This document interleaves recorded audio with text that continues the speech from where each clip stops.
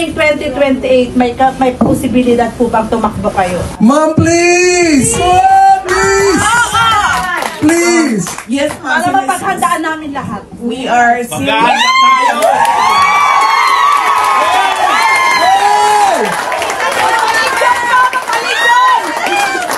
We are seriously considering, ma'am.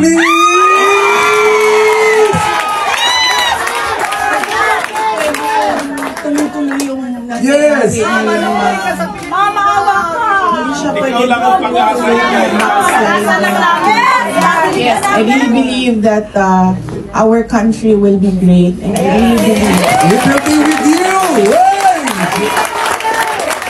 Please! mahirap siya ipaintindi sa ating mga kababayan, and mahirap yung kailangan natin gawin kasi you really have to stand firm, especially with government policies para maayos siya. Pero paniwala po, kung magkaisa lang yung mga tao, alam natin kung saan tayo papunta, maggagawa ng ating bayan.